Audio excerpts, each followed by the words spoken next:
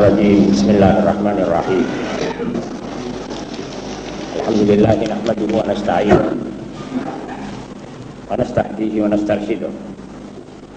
Wa na'udzu billahi min shururi anfusina wa min sayyiati a'malina.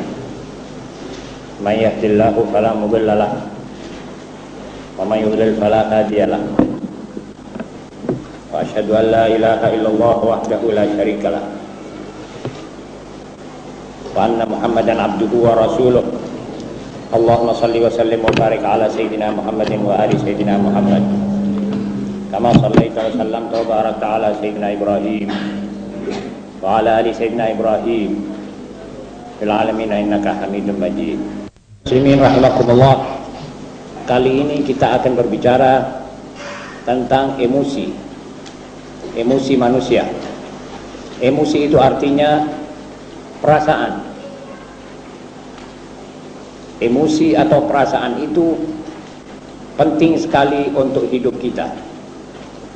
Manusia tidak akan dapat hidup tanpa emosi, tanpa perasaan. Tetapi emosi itu sebagai suatu senjata tajam atau peledak, harus dipakai dengan cukup hati-hati. Tidak boleh diloskan, memainkan kita, dan juga tidak boleh dibuntu sampai juga membunuh kita. Jadi kepandaian mempergunakan alat penting, yaitu perasaan, bisa kita capai jika kita bersama-sama memegang ajaran agama secara teguh dan kokoh. Bisa kita menjinakkan yang belum jinak, menguatkan yang belum kuat, kalau kita memang betul-betul sebagai mukmin. Emosi kita akan terpimpin dengan otak yang dipimpin oleh hikmah, dan hikmah adalah daripada wahyu Allah. Memang orang yang tidak punya perasaan adalah orang yang tidak bisa bergaul dengan sesamanya. Namun sebaliknya, orang yang terlalu besar perasaannya, terlalu berperasaan, juga tidak bisa bergaul dengan manusia. Salah satu emosi kita yang ada pada kita namanya syahwat. Syahwat itu artinya nafsu, nafsu, selera atau keinginan. Seperti nafsu makan, nafsu untuk menjadi kaya, nafsu birahi, nafsu ingin berkuasa, dan lain sebagainya. Nafsu makan tidak boleh kita hilangkan. Nafsu makan perlu diatur. Cuma yang diatur adalah makannya. Makannya yang halal. Jangan makan orang punya. Jangan ada keinginan makan yang enak-enak, lezat, tetapi pencariannya, saluran pencariannya tidak teratur, yakni mengambil daripada yang haram. Inilah yang dilarang oleh agama. Tetapi nafsu makan boleh kita biarkan selama nafsu itu tidak sampai melampaui batas. Begitulah ajaran agama Islam. Emosi kita merupakan getaran-getaran atau arus-arus yang dirasakan oleh manusia di waktu ia menatap satu kejadian dalam hidupnya. Jadi emosi atau perasaan itu akan segera bergerak, menyala atau padam bila kita berhadapan dengan sesuatu kejadian.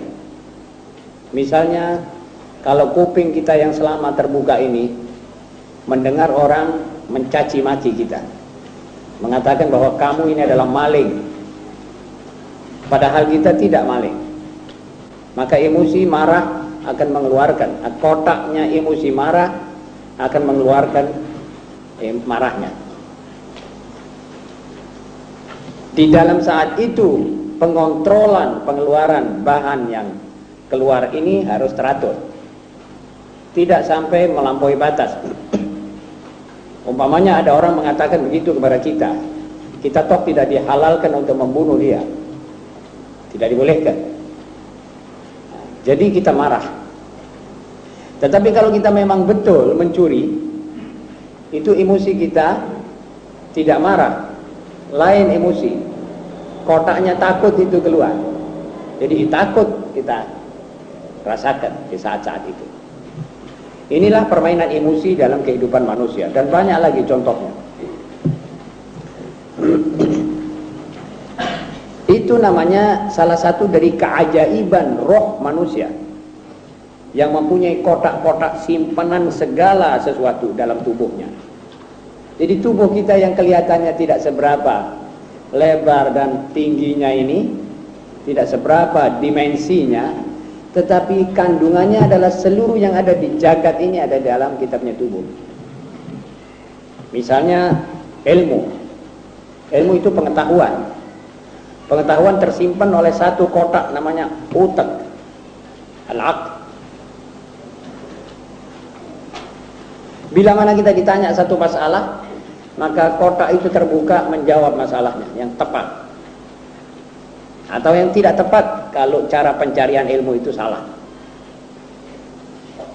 Jadi kalau ada orang belajar bahwa khabar inna mansub dalam ilmu nahwu, maka caranya dia belajar ini perlu dirubah. Khabar inna mesti marfu. Karena dia salah terima, maka simpanan itu simpanan yang salah. Jadi waktu ditanya apa khabar inna, dia bilang khabar inna mansub, salah. Saudara-saudara, yang kontrol semua emosi ini adalah roh. Jadi emosi itu bisa bekerja netral, bagus, kalau rohnya bekerja baik. Orang mati tidak ada emosinya. Tidak akan ada perasaan marah, tidak akan ada perasaan senang. Jika ada kuping ini mendengar satu berita mengatakan engkau dapat kiriman uang, emosi senang keluar. Istrimu melahirkan, senang. Ini namanya al-farah. Saudara-saudara, sumpek kita rasakan meliputi seluruh hati dan timbul bila mana kita terkena gangguan. Sebenarnya sakit yang agak berat. Hati ini selalu sumpek, merasakan tidak senang, tidak enak. Itu namanya ada sebab. Dijahati orang, atau cita-cita kita tidak tercapai, perasaan-perasaan akan memainkan kita.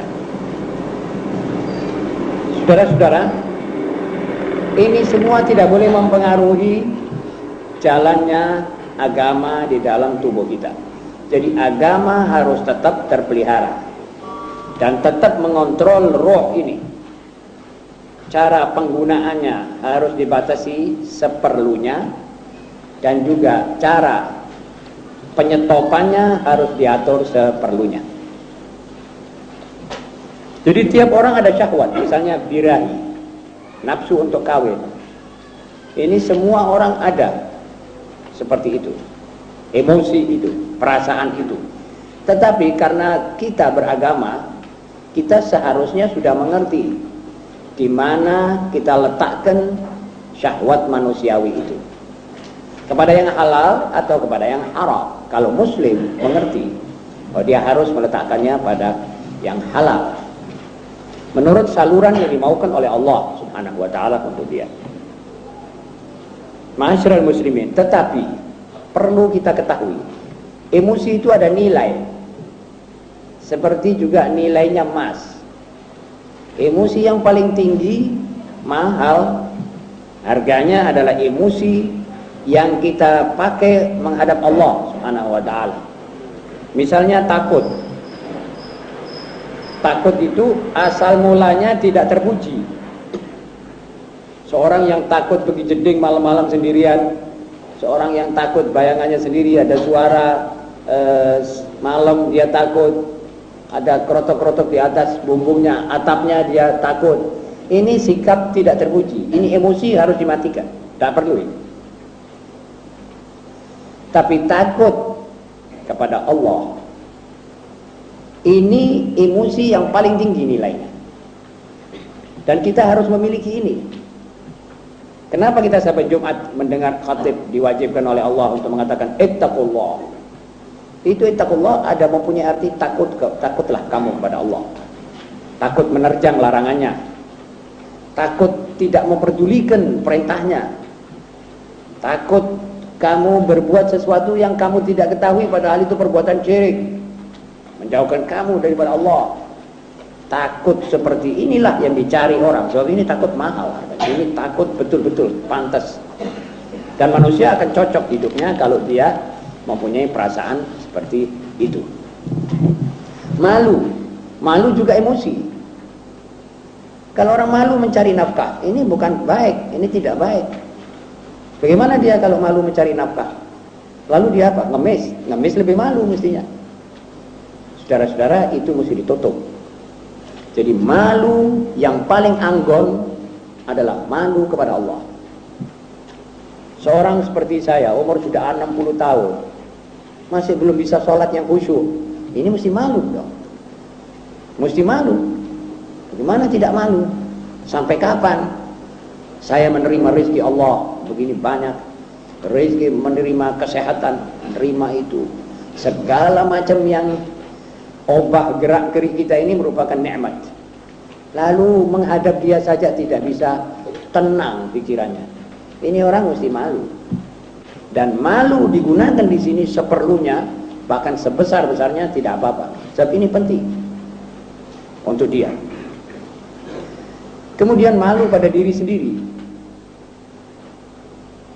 Dan kesenangan itu juga perasaan. Tadi saya katakan, saya duduk, telinga saya terbuka, lalu ada orang memberitakan bahwa kamu dapat kiriman $10.000. Saya senang, sudah terang. Emosi saya terus menggetar. Gerak dapat $10.000 kira. Itu namanya kesenangan. Tetapi ada kesenangan yang paling tinggi nilainya. Kesenangan apa itu? Kesenangan dalam melakukan taat. Itu lebih lagi nilai.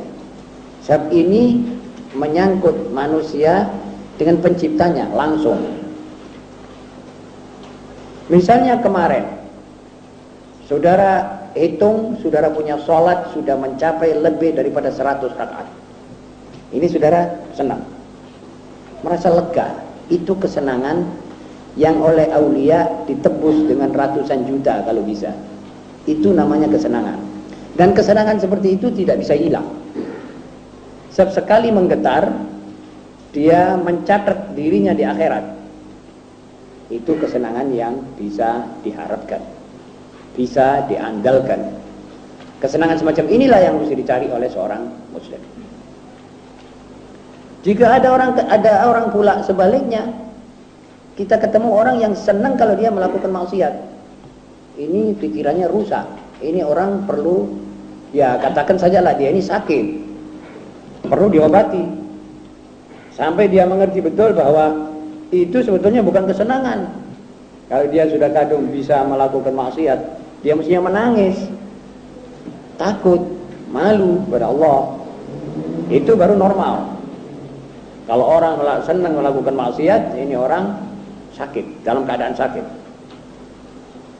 Jadi emosinya yang mengeluarkan kesenangan tidak normal, harus dinormalkan. Walhasil saudara-saudara, seorang mukmin perasaannya pasti halus, perasaannya pasti teratur, emosinya baik. Saudara-saudara, kita mendengar banyak hadis tentang apa yang disabdakan oleh Rasulullah SAW. Perasaan kita bagaimana? Kadang-kadang tidak tergerak sama sekali perasaan kita. Seakan-akan tidak ada apa-apa di dunia ini. Seakan-akan Nabi tidak berbicara apa-apa dengan kita, umatnya. Ini namanya perasaan kita tebal. Jadi ada manusia ini kalau bahasa Jawa yang kasar dikatakan dablek, maaf.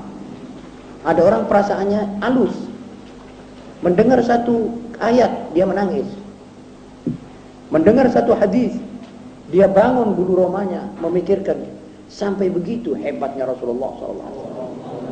Satu contoh, beliau SAW bersabda, "Ana awwalun nasi khurujan idza bu'itsu wa ana khatibuhum idza wafadu wa ana mubashshiruhum idza ya'isu liwa'ul hamdi yaumal qiyamati biyadi wa ana akramu waladi adam ala rabbi wala fakhr. Ini hadis kalau orang membaca, dia bisa membayangkan, perasaannya akan tergugah untuk mengenangkan manusia yang pantas dikenang, yaitu Nabi Muhammad SAW. Beliau berkata, apabila bumi ini nanti di hari kiamat, perut bumi ini akan membongkar isinya berupa bangkai-bangkai mauta, mayit-mayit sejak ratusan ribu tahun, maka akulah pertama manusia keluar. Maksud Rasulullah SAW, camkan wahai umatku bahwa akulah nanti yang pertama keluar dari bumi ini. Lantas beliau berkata, wa ana khatibuhum idza wafadu. Yani idza wafada an-nasu ala rabbihim yaumal qiyamah fa ana khatibuhum. Kalau nanti manusia ini semua berduyun-duyun disorong ke satu jurusan, yaitu mahsyar, aku nanti yang akan berkhutbah, aku yang pidato berhadapan dengan Allah untuk mengatakan kalimat-kalimat syafaat yang diilhamkan oleh Allah kepadaku. Itu khatib. Dan bukan khatib seperti saya di hadapan saudara. Ini khatib di mahsyar, di muka ratusan miliar malaikat, di muka ratusan miliar hamba-hamba, dan begitu makhluk-makhluk daripada segala jin dan makhluk yang kita tidak tahu. Beliau sallallahu alaihi wasallam, ya Allah, waliwa'ul hamd yaumal qiyamati biyadi wa ana mubashshiruhum idza ya'isu. Akulah pula nanti yang akan memberita gembirakan umat manusia bila mana mereka sudah putus asa. Sebab di mahsyar, menurut hadis-hadis yang sahih, matahari mendekat, manusia berjejal-jejal, ada yang keringatnya sampai dekat hidung, ada yang keringatnya sampai dengkulnya, ada kelelep keringat sama sekali, sudah tenggelam.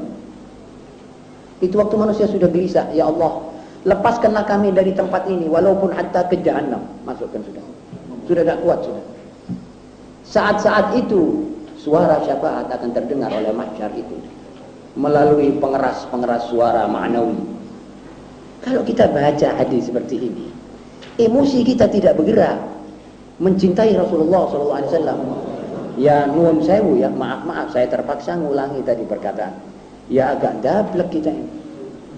Bagaimana ini manusia seperti ini? Dan ini manusia tidak pernah berbicara boros. La yantiqu 'anil hawa in huwa illa wahyun yuha. Jadi apa yang diucapkan ini itu wahyu. Jadi bayangkan itu waktu ada orang yang sudah sampai begitu suaranya.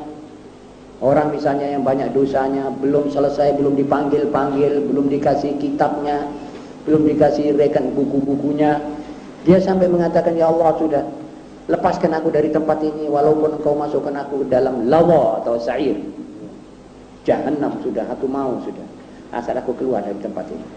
Saat-saat itu suara-suara kalimat yang didengungkan oleh Rasulullah SAW syafaat akan diucapkan. Ini saudara-saudara yang dikatakan emosi. Ya, emosi seorang muslim dalam soal-soal begini harus bekerja, harus otomatis sebetulnya. Sebab apa? Nanti saya akan sebutkan dalam bab ini, yang bab keempat, alinea keempat, yaitu jubilatil qulub ala hubbi man ahsana ilaiha. Saudara-saudara, saya kira muqaddimah sudah cukup. Marilah kita sekarang mulai membaca diktat yang ada di tangan saudara. Emosi manusia dan akibat-akibatnya. Al-infi'alatu arba'ah. Jadi emosi itu terbagi secara garis besarnya 4. Ladzah, wa adza, wa syahwah, wa faza'ah. Kelezatan, gangguan-gangguan yang menyebabkan tadi kegelisahan dan sumpek dan lain-lainnya. Kemudian syahwat yang berjenis-jenis, syahwat ingin berkuasa, syahwat memiliki harta, syahwat mempunyai istri dan sebagainya dan sebagainya. Kemudian yang keempat, ketakutan. Ini semua sudah saya bentangkan tadi agak ringkas cara sebab dan akibatnya. Orang bisa malu karena rahasianya dibongkar. dia korupsi lalu terbongkar, malu dia. Nah kalau dia sudah tidak malu, berarti ini orang sudah tembok, sudah tidak bisa diharapkan lagi, dan itu sudah dianggap mati. Nah, lalu ada orang marah. Ini semuanya sebab dan akibatnya bisa dipaham sendiri. Sekarang yang kedua, idza sarratka hasanatuk wa sa'atka sayyi'atuk fa anta mu'min. Apabila perbuatan keji yang Anda lakukan masih menyedihkan hati Anda, dan perbuatan-perbuatan yang baik melegakan Anda, maka ketahuilah bahwa Anda masih tergolong mukmin. Jadi kita ini kadang-kadang berbuat baik, kita berasa lega, seperti tadi saya katakan. Kalau orang emosinya sudah tertuju kepada Allah, sehingga dia dengan manusia ini tidak ada banyak ijir-ijiran. Katakan saja satu contoh yang paling menonjol, yaitu Rasulullah SAW. Dimaki orang, dia tidak menjawab. Baca Al-Quran, mereka Quraisy mengatakan ini orang majnun, orang gila, dia tidak marah. Dikatakan ini tukang sihir, sahir, dia tidak marah. Dikatakan ini orang mau memecah belah bangsanya, dia tidak marah. Sebab dia tahu bahwa ini semuanya ini tidak tepat padanya, dan dia marah kembali pun tidak ada artinya. Dilempari batu, sudah mulai daripada mulut meningkat kepada tangan. Dilempari batu kakinya, dia tidak marah. Dia bilang, Allahumma hdi qaumi fa innahum la ya'lamun. Ya Allah, berilah hidayah pada manusia-manusia ini, kaumku ini. Ini mereka orang yang tidak ngerti. Ini emosinya kepada manusia tidak terlalu sensitif, tidak terlalu hassas seperti kita misalnya. Kalau ada orang bilang pada kita, kamu ini gila, marah kita, spontan. Datang salah satu badui menyeret serbannya sampai lehernya Rasulullah yang putih itu merah. Diseret itu serban, sebab serban waktu itu ya serban daripada bulu unta yang kasar sekali. Diseret begitu rupa, merah leher Rasulullah SAW. Sayyidina Umar yang melihat lehernya sudah merah, dia tidak kuat. Dia bilang, ya Rasulullah, lepaskan ini orang, aku penggal saja lehernya. Rasulullah SAW bilang, jangan, ada apa? Tanyakan. Dia mau perlu apa? Dia bilang, a'tini mimma a'takallah. Dia bilang, apa-apa yang kau dikasih sama Allah, kasihkan aku. Jangan dimakan sendiri, jangan. Oh tidak, silakan. Saya mau kurma, ambil kurma. Ambil, dia ngambil siang daripada tempat simpanan kurma itu sampai banyak. Sesudah banyak, dia bilang, apa saya boleh tambah? Boleh, ambil. Sesudah banyak diambil, bilang pada Rasulullah, ya Muhammad, bantuin aku ngangkat ini. Rasulullah SAW mengatakan, sampai di situ tidak. Tidak usah kamu mengambil lebih daripada kekuatan kamu mengangkat. Ambillah sekuat kamu mengangkat. Kuat 1 ton, setengah ton angkatan kurma ini. Tetapi aku membantu dan orang lain membantu untuk kepentinganmu, itu keserakahan. Itu tidak perlu kami didik kamu menjadi begitu. Maka itu orang merasa sendiri bahwa dia sudah dididik dengan kata-kata yang sopan dan halus dan tidak ada apa. Karena Rasulullah SAW tidak ijir-ijiran kepada orang ini, beliau tidak tambah jatuhan namanya, malah tambah mulia di sisi Allah dan sisi manusia. Betul? Begitulah contoh manusia yang dikobarkan atau ditileni emosinya tapi tidak bergerak kepada manusia, apalagi yang tidak perlu dilayani. Kecuali kalau si A dituduh mencuri, dia harus membersihkan namanya. Oh, saya bukan mencuri. Dia pengadu domba, dia mesti buktikan bahwa tidak mengadu domba. Begitu saja. Saudara-saudara, apa tadi? Idza sarratka hasanatuk wa sa'atka sayyi'atuk fa anta mu'min. Jadi satu tanda bahwa kita ini betul-betul manusia beriman kalau kita ini merasa senang mengerjakan taat. dan merasa sedih kalau kita melakukan kekeliruan. Ya sama dengan orang bekerja sama majikan. Dia melakukan kesalahan. Dia merasa malu dan takut. Malu karena dia ini makan gaji tapi tidak kena pekerjaannya. Dan takut dimarahi oleh majikannya. Ini lumrah, pantas. Tetapi yang aneh dan tidak pantas kalau seorang manusia yang makannya daripada Allah, rezekinya daripada Allah, segala-galanya, dan dia juga diciptakan oleh Allah, lalu dia mengerjakan maksiat demi maksiat, tidak ada takutnya sama sekali, tidak ada malu, tidak ada takut. Inilah yang perlu diobati, sebab ini orang sakit perasaannya. Sarratka hasanatuk wasa'atka sayyi'atuk fa anta mu'min. Kita saudara-saudara harus menanya diri tentang alinea kedua ini. Apa kita tergolong orang seperti ini apa tidak? Kalau kita tergolong orang seperti begini berarti kita ini mukmin, baik, sudah normal. Kita teruskan saja. Jadi kalau kita sampai keliru melakukan maksiat, ya kita harus merasa sedih, merasa cepat-cepat perlu bertobat, lalu merasa harus cepat mengambil wudu dan minta maaf kepada Allah Subhanahu wa taala dalam salat hajat yang kita lakukan. Yang ketiga, idza azza akhuka fa'un. Apabila jika saudaramu bersikap angkuh, maka Anda harus merendahkan hati. Apa dulnya ini? Apa tujuannya? Tujuannya seorang mukmin dengan mukmin harus bersama, bersatu. Harus tepo seliro dan mempunyai perasaan.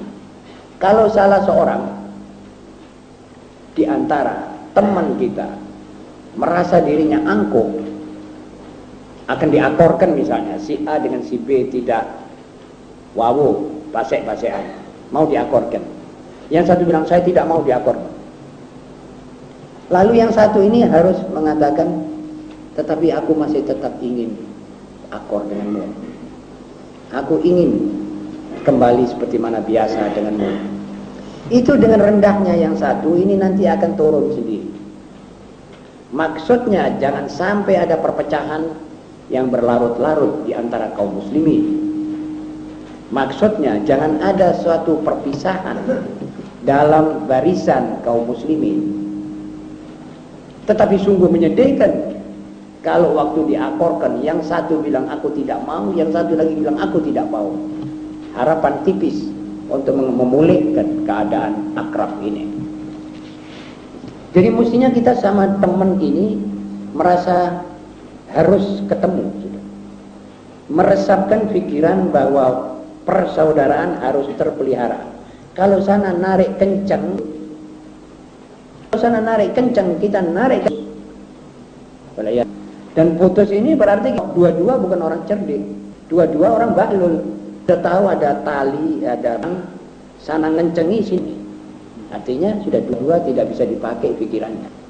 Jadi kalau satu narik sini ngulur, terus ulur terus, kalau ngulur kita narik. Itu namanya azza akhuka fa'un. Muawiyah bin Abi Sufyan, salah seorang ahli politik di kalangan sahabat. Beliau berkata, "Lau kana baini wa bainan nas sya'b man qata'at." Coba antara aku dengan manusia ini selai rambut, maka itu tidak akan bisa putus. Sebab kalau mereka narik, saya ulur. Kalau mereka ulur, saya tarik. Tidak sampai putus satu rambut. Ini namanya orang cerdas, orang mengerti. Saudara-saudara, yang ketiga, yang keempat, jubilatil qulub ala hubbi man ahsana ilaiha. Hati manusia ini tercetak untuk menyayangi barang siapa yang berbuat baik kepadanya. Ini barangkali sudah merupakan watak manusiawi. Kalau ada orang berbuat baik kepada kita, kalau ada orang memberi kepada kita duit, membantu kita, membantu apa yang kita punya hajat, ini kita pasti sayang pada orang itu, pasti. Kecuali seorang dai, seorang yang tidak tahu budi. Dan ini dikecualikan daripada manusia yang normal. Tapi hati manusia yang normal akan tertarik, akan menyayangi barang siapa yang memberi bantuan, yang menolong, dan seterusnya. Jubilatil qulub ala hubbi man ahsana ilaiha, hadis. Tetapi kalau ada orang berbuat baik kepada kita, lalu kita berbuat jahat kepada dia, ini sungguh tidak normal. Dan orang ini kalau dimasukkan dalam neraka, pantas. Misalnya Allah subhanahu wa ta'ala memberi kepada kita segala-galanya. Ya seperti mana saya sering-sering sebut, gigimu wahai manusia rapi, tidak ada salah taruh. Mata anda rapi, tidak salah letak. Kuping anda rapi dengan genderangnya, dengan segalanya, dan indah mendengar dipakai alat. Lidah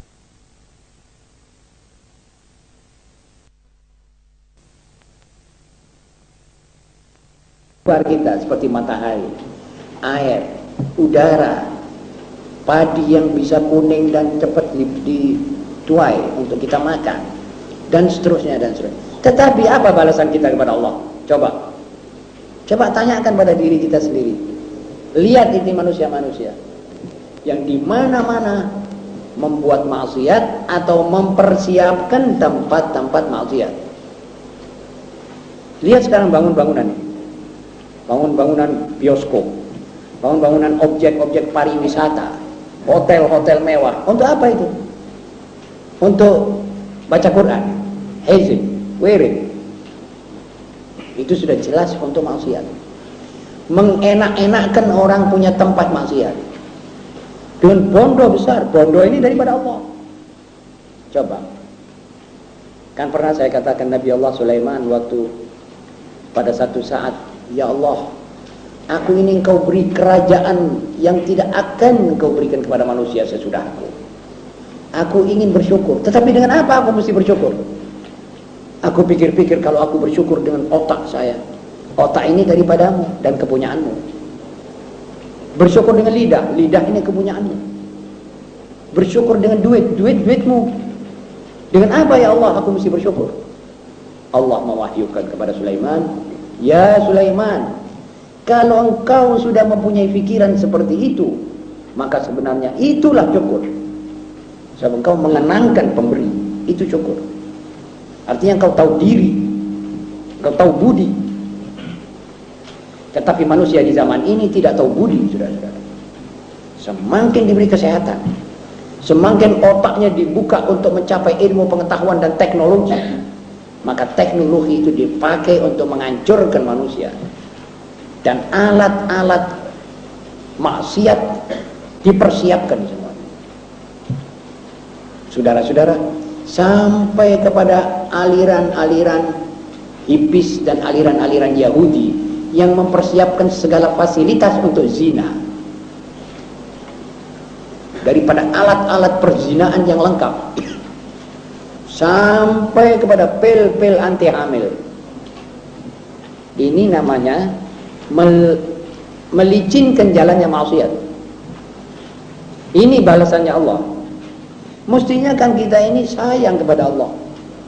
Ya seperti kalau saudara umpamanya tiap pagi ada orang mampir rumah saudara membawa keranjang berisi ayam 1 ekor, susu 1 liter, gula 1 kilo, dan bahan-bahan belanja saudara saben hari selama 50 tahun dia jalan begitu. Apa saudara tidak sayang kepada orang ini? Apa artinya ayam seekor dengan pemberian Allah Subhanahu wa taala? Napas 1 menit dengan ayam seekor kali 100.000 tahun itu belum memadai. Saudara. Tapi kenapa kita dengan Allah Subhanahu wa taala tidak merasa cinta? Kenapa Nabi Muhammad mengatakan cintaono aku iki, menungso, cintaono aku iki. Engko riko bejo. Tidak mau kita cintai. Buktinya apa? Buktinya kita langgar syariatnya. Suruh pakai kudung saja tidak mau kita. Apa sih keberatannya kudung? Kipu tidak mau kita pakai kudung. Ya mau telanjang-telanjangan. Ajib apa tidak? Ini, disinilah perlu kita dandani kita punya perasaan, saudara-saudara. Baik yang laki maupun perempuan. Di antara kaum muslimin sekarang ini, perasaan dablek sudah mulai menjalar hebat. Wa nastaghfirullah ala. Tetapi sebaliknya, manusia ini hatinya itu dicetak membenci orang yang berbuat jahat sama dia. Betul atau tidak? Kalau ada satu tangga, saben hari ngelempari rumah Anda, saben hari menyawati anak Anda, memukul anak-anak Anda, bagaimana perasaan Anda sama itu tangga? Bisa sayang? Ayamnya mengotori rumah Anda, bagaimana perasaan Anda? Bisa sayang kepada itu orang? Tidak mungkin. Ini memang cetakan hati manusia. Tetapi kita bisa memberi maaf, itu lain. Tapi sayang tidak mungkin. Sebab itu mengganggu. Nah, sekarang coba kita lihat Eropa dan Barat paling menganiaya kita umat Timur. Belanda, Eropa pernah mengobrak-ngabrikkan ekonomi bangsa Indonesia 350 tahun. Menyedot hasil kekayaan kita 350 tahun. Memecah belah umat ini sampai menjadikan negara kita ini selamat, nyaris menjadi negara pisah-pisah seperti negeri Arab. Ada Pasundan, ada negeri Cakraningrat di Mendura, ada negara Jawa Tengah, ada negara Kalimantan Timur. Itu semua dipecah-pecah supaya dia bisa melaksanakan sunnatnya dia punya setan, divide et impera. Pecah belah, kemudian kuasai mereka.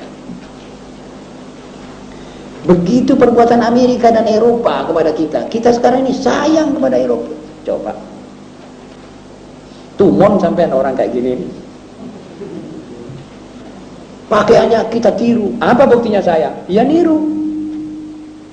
Sebab manusia ini tidak bisa dipecah hatinya dilihat, tapi lihat gejalanya. Kalau saudara meniru kepada gerak-gerik seorang dokter, tandanya saudara keranjingan menjadi dokter, sayang menjadi dokter.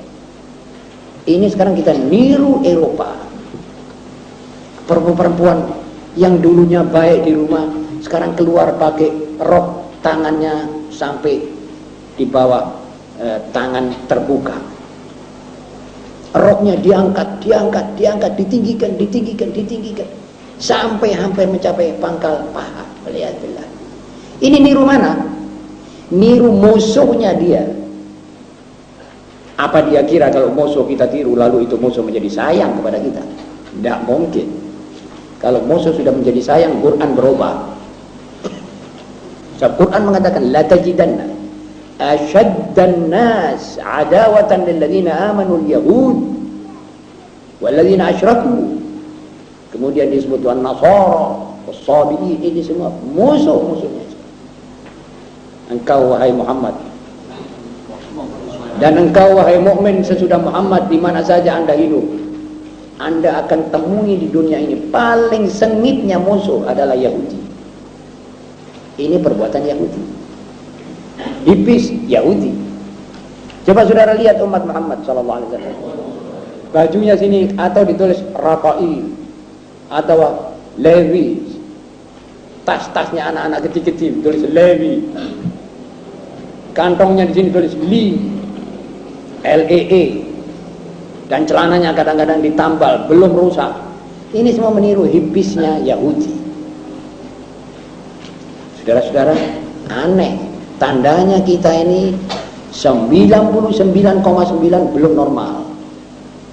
Maaf saudara-saudara, harus kita akui. Jadi supaya kita normal, kita tempatkan kita punya sayang ini kepada yang pantas disayangi. Allah, Rasulullah. Dan kita taruh kita punya kebencian kepada yang pantas kita benci, sebab dia mengganggu kita lebih dahulu. Apa kita kira kalau kita sudah berbuat seperti mereka, lalu mereka sayang pada kita? Kita tetap dianggap manusia kelas 3. Kelas 1 Yahudi, kelas 2 orang kulit putih, kelas 3 kulit sawo matang ini. Tetap tidak akan naik kelas 1. Begitu madhab dan aliran mereka sepanjang sejarah. Nah kalau saudara mau tahu ini, baca buku-buku mereka yang banyak kalau perlu. Kalau saudara sudah percaya pada saya, syukurlah. Kalau tidak, baca buku-buku mereka sendiri. Kipling berkata, barat adalah barat, timur adalah timur, dan tidak mungkin ketemu. Kecuali kalau temu seperti pertemuannya tuan dengan yang dipertuan. Boleh. Pertemuan di arena penjajahan dan sugesti. Percaya pada kami. Kami support, kamu rendah. Sampai kita mempunyai perasaan minder, wadah, kompleks. Baru bisa bertemu. Ya seperti sekarang. Na'udzubillah min dzalik. Yang kelima, yuhsyarul mar'u ma'a man ahab. Ini hadis. Nanti di hari kiamat kita semua ini akan dibangkitkan bersama-sama, gandengan dengan orang-orang yang kita sayangi di dunia.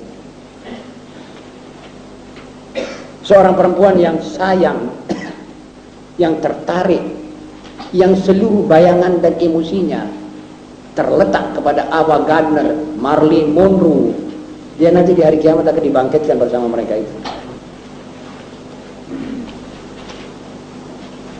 Seorang perempuan muslimat yang perasaan dan asosiasinya tertumpu kepada Aisyah, Khadijah, Fatimah, dan perempuan-perempuan sahabat, istri Rasulullah SAW, seperti Ummu Salamah, Ummu Habibah, dan bulan.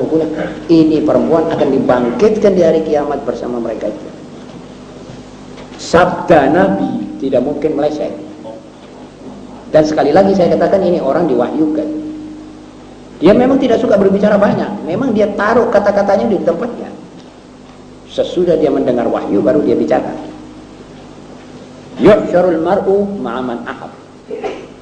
Pemuda muslim yang konon bisa sembahyang 5 waktu, tetapi pakaiannya pakaian John Lennon, dia akan dibangkitkan di hari kiamat bersama John Lennon. Dan dia jangan ngersulo, jangan memprotes Allah. Sebab Allah akan mengatakan kepadanya, ini manusia yang kau sayangi di dunia. Kau tiru lagaknya, sepatumu kau tinggikan sampai sejengkal 20 cm. Ini semuanya adalah kesalahanmu.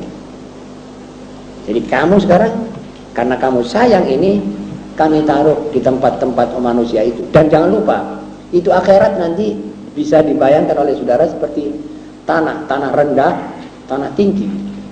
Kalau tanah rendah, panas, ongkep, dan di situ nanti akan mengalir keringat-keringatnya ratusan miliar manusia sejagat ini. Di situ nanti saudara tenggelam, dan saudara pakai tanah longsor, tanah di bawah. Nah kalau saudara di tanah-tanah yang tinggi, berserta para aulia, para ulama, para syuhada, kalau anda cinta kepada Hamzah bin Abdul Muttalib, anda akan dibangkitkan bersama Hamzah alaihissalam. Dan saudara di tempat yang baik, setidaknya di bawah naungan yang baik. Begitulah seterusnya. Ini kita mesti pakai patokan. Akhirnya saudara-saudara, alinea ke-6 saya petik daripada karangan Maududi. Maududi salah satu ulama di Pakistan, ulama yang boleh dikatakan dialah sekarang dan hari-hari ini yang akan mencetuskan kehidupan muslim kembali di Pakistan. Dia termasuk salah satu tokoh yang mulai mengumpulkan pemuda-pemuda untuk digembleng menurut ajaran tauhid yang murni. Beliau berkata, dalam masyarakat Islam, kecantikan seorang perempuan, keindahan tubuhnya, pakaiannya, dan segala macam daya tariknya. Sebab jangan lupa saudara-saudara ya, tiap perempuan di muka dunia ini mempunyai daya tarik khas, yang nanti akan ketemu satu jodoh yang mengatakan ini daya tarik cocok dengan saya, dan dia kawin. Begitulah di dunia ini, sejak Nabi Allah Adam alaihissalam sampai matinya kita terakhir ya. Jadi walaupun itu perempuan dikatakan oleh orang semua jelek, tidak lama akan ada orang mengatakan, ya ini yang saya cari, ketemu jodohnya, itu bisa ketemu. Masalah berapa panjang umurnya perjuduan, ini masalah kedua. Apakah sebulan, apa 10 tahun, apa sampai mati, itu masalah kedua. Itu juga ada ketentuan, seperti ketentuan umur, ketentuan rezeki, dan lain sebagainya. Tapi sudah jelas. Nah, sekarang persoalannya, daya tarik ini diperuntukkan siapa? Ini tanda tanya yang dijawab oleh Maududi. Dalam masyarakat Islam diajarkan kecantikan seorang perempuan, keindahan tubuhnya, pakaiannya, dan segala macam daya tariknya, kesemuanya itu diperuntukkan hanya kepada suaminya. Jelas, saudara? Hanya kepada suaminya. Tak lain karena dialah yang berhak penuh untuk menikmati segalanya itu. Saudara-saudara, mari kita sekarang tinjau sepintas lalu kehidupan kita di zaman ini. Di zaman ini karena kita ikut wahyu syaitan, kita ikut patunya orang-orang barat dan Yahudi, ini kita balik. Jadi seperti orang yang jalan terbalik, kepalanya dipakai jalan, kakinya di atas. Semua daya tarik perempuan diperuntukkan untuk luar suaminya. Malah suaminya tidak kumanan apa-apa. Tidak pernah suaminya melihat ini perempuan baik. Tidak pernah dia melihat cantik. Wa akhiru da'wahum, dia bosan. Akhiru da'wahum, maaf-maaf, dikamplengi seperti yang di Inggris apa ini, akhirnya ditinggal. Habis ditaboi. Sebab dia salah menggunakan teori. Bagaimana seorang yang mesti berkepentingan tidak diberi wajah yang senyum, diberi melihat pakaian-pakaian yang dia beli, tidak pernah diberi kesempatan untuk duduk dengan kata-kata yang halus. Kalau sudah menghadap suami, maka pakaiannya yang paling jelek, mulutnya yang paling jelek, mukanya masam. Nah, ini orang bisa sampai berapa lama menjadi setengah malaikat, dia harus mesti sabar. Saudara-saudara, ini terbalik. Jangan kita teruskan. Ini Maududi. Suami pun demikian juga. Sopan santunnya suami yang paling tinggi harus diberikan pada istri. Kesetiaannya pada istri. Dan kejujurannya kepada istri. Itu sebabnya Rasulullah SAW mempercontohkan ini. Sampai Rasulullah sebagai Sayyidul Awwalin wal Akhirin wa Sayyidul Malaikati wal Ins wa Jami'al Alamin, beliau menyapu di rumah tangganya, membantu Aisyah nyapu. Apa alasan ini? Apa Sayyidatina Aisyah tidak bisa menyelesaikan nyapu di rumah yang ukurannya 2 kali 2,5 meter? Tahu saudara, rumah Rasulullah SAW itu besarnya berapa? 2 meter kali 2,5, tidak lebih. Jadi seperti mihrab ini kira-kira 3 kali saja. Masa Sayyidatina Aisyah tidak bisa membersihkan rumah segitu? Tapi tidak. Kene sapu tak juga, kene tak sapu. Supaya umatnya ini loh. Suami di rumah itu begini. Bantu di rumah. Kalau perlu nimba, kalau perlu ngepel, enggak apa-apa itu. Tapi suaminya merasa angkuh kalau dia ngepel. Ini juga salah. Alhasil kita ini bekerja dalam masyarakat kita ini cara terbalik. So, kita sudah tidak pakai agama. Baju agama sudah kita lemparkan jauh-jauh, kita pakai baju barat. Ya ini soalnya. Yang kedua, adapun publik, halayak ramai, maka mereka tidak berhak menikmati barang suatu pun dari perempuan itu. Jadi publik, halayak ramai di pasar, di perapatan-perapatan, tidak diberi kesempatan oleh Islam untuk menikmati ayunya orang ini, cantiknya istrinya siapa, itu tidak beri. Itu jangan sampai ada mulut terbuka begini. Itu sebab merupakan free kick. Dan free kick ini buat orang yang jahat tidak akan didiamkan, akan diteruskan. Dikejar istrinya orang ini. Akibat daripada pelanggaran yang pertama tadi. Jadi kami tidak berhak. Familinya sendiri, ayahnya, ibunya, dan manusia yang masih boleh masuk, saudara lelakinya misalnya, Ada batasnya. Nanti saya bacakan. Apa tadi itu? Maka mereka tidak berhak menikmati barang sesuatu pun dari perempuan itu, kendati pun ayah dan saudara-saudaranya yang oleh Islam dibenarkan bertemu wajah dengan perempuan itu, masih dibatasi. Jadi dalam batas-batas tertentu, misalnya apa, tidak dibolehkan diperlihatkan kepada saudara sekandungnya sendiri, apalagi kepada luar. Ini bayangkan, di atas becak pahanya terbuka, semua mata menatap itu, wal'iyadzubillah, ia kembali berlumuran maksiat dan menyebabkan orang lain bermaksiat. Ini dia mekul dosanya orang sebegitu banyak. Bayangkan dia satu hari menimbang berapa ton maksiat. Kalau itu bisa diton, barangkali tonasenya tidak muat kapal induk buat mengangkat itu. Masyarakat Islam untuk gaya genit-genitan yang tidak bertujuan melainkan merangsang syahwat lelaki, kecuali dengan jalan kawin. Jadi kalau dia memang sudah punya suami, suaminya ini ditunjukkan bagaimana dia bisa genit, cocok. Sebab ini berkepentingan. Dia berkepentingan dan dia itu juga berkepentingan dengan istrinya. Hanya kepada satu orang ini toh harus itu diperlihatkan, harus itu dipertontonkan. Tapi kalau genit-genitan model barat begini, akhirnya saling rebutan suami. Maaf saudara-saudara, kalau sudah sampai ke situ, sampailah kita kepada taraf kehidupan hayawani. Jadi sudah kambingisme. Kalau sudah perempuan yang cantik sekarang ini, masih umurnya muda, dia berbuat sesuatu untuk menarik orang lain, sampai orang lain itu tidak senang kepada istrinya karena dia melihat kecantikan ini, lalu dia tergoda oleh dia, insya Allah tidak lama, kalau dia mulai tua sedikit, suaminya pergi kepada yang lebih genit daripada dia, dan terjadilah apa yang kita tidak maukan. Dia kemudian nangis. Habis nangiskan orang, dia nangis. Ada istri yang ditinggal oleh suaminya karena dia.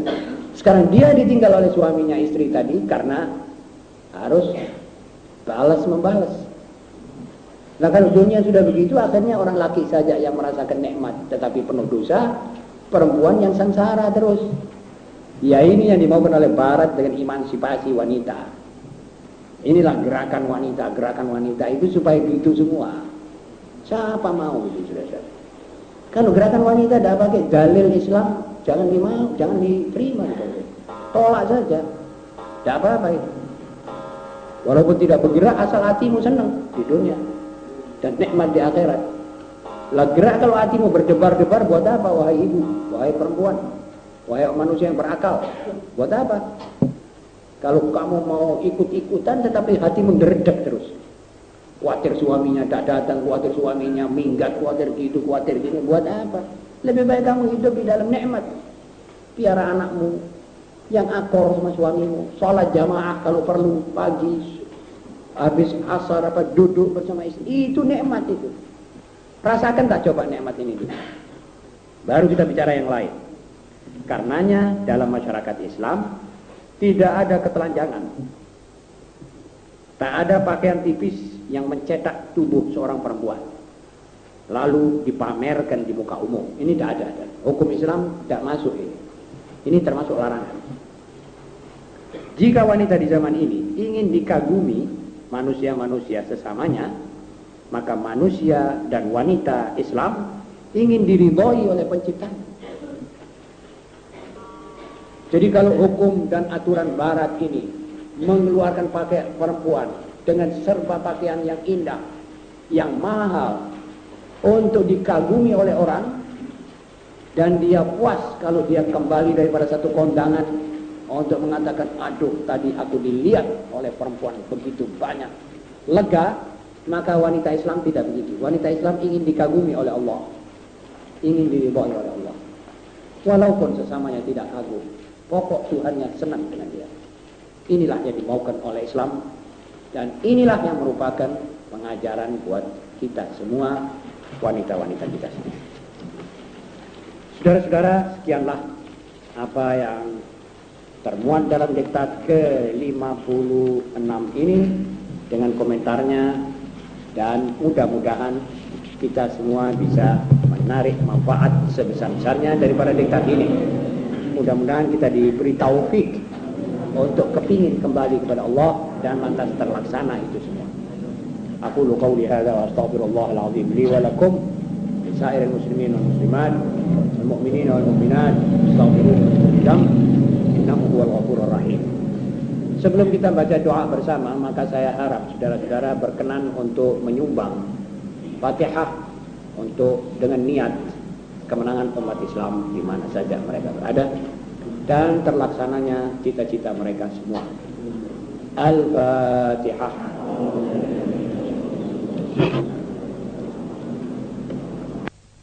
Al-Fatihah. Surah Al-Fatihah. اجمع كلمة المسلمين ووحد المسلمين وأعنهم على طاعتك ووفقهم للخير آمين يا رب العالمين.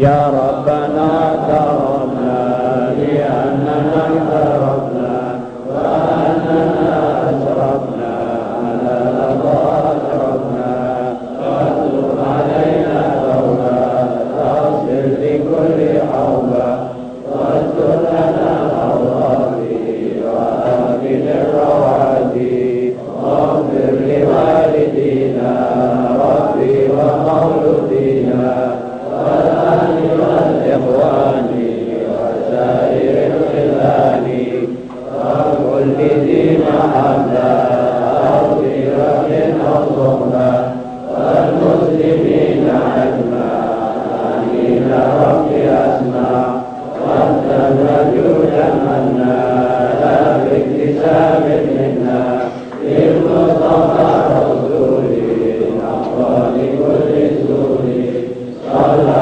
وسلم ربي عليه عبد العبد وآله وصحبه عدد الرشد السمن والحمد لله بالفضل والتمام والحمد لله بالفضل والتمام. صلى الله على سيدنا سبحان ربك رب العزة عما يصفون وسلام على المرسلين والحمد لله رب العالمين.